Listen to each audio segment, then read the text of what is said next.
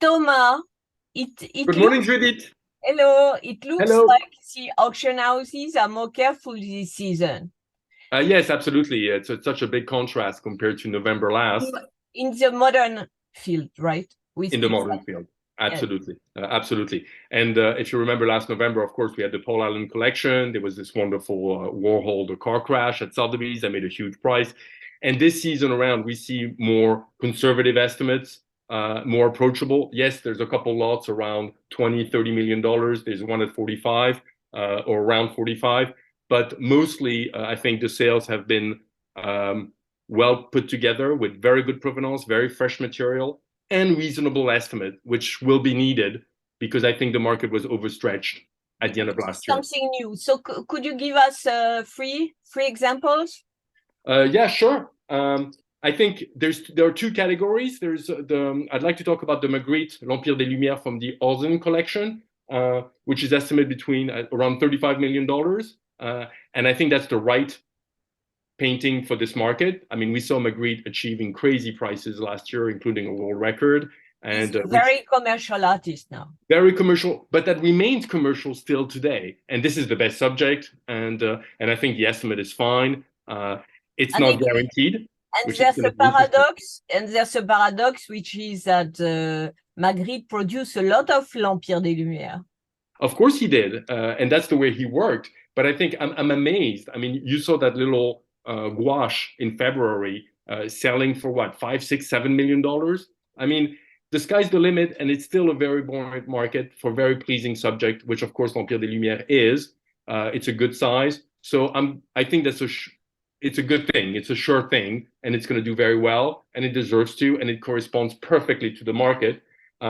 Just like I think another example I like to cite is L'Arlésienne by Picasso, part of the Simon Newhouse collection, estimated between $20 and $30 million.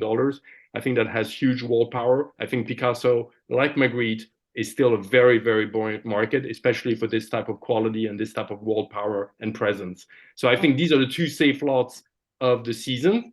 And then there are two lots that I think are very interesting because art historically, they are super, super important. The first one is the Klimt, of course. The Klimt, which is part of a fantastic series, which is called the Artese series, which are landscapes based around a lake. And I think they're very, very famous, and they always do extremely well. But this time around, we have a sea view, we have a lake view. It's a water view, and it's an unusual subject compared to what we've seen in the past. So it's going to be interesting. I beg your pardon? More abstract. More abstract. So more abstract, more modern, but less typical of the series. So how will the market interpret it? I saw that it has a third-party guarantee, so it's sold. But will collectors step up to the plate for this very rare and wonderful painting, or will they judge it too unusual for the series? Interesting to see.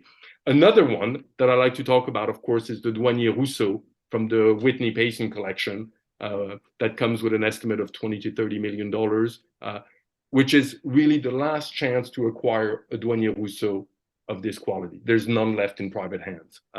And that's interesting because just like the Klimt, the quality is there, but is there somebody who's going to step up to the plate for Douanier Rousseau today, or is it not? The market for Douanier Rousseau?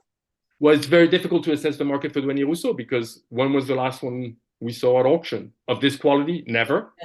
Yeah.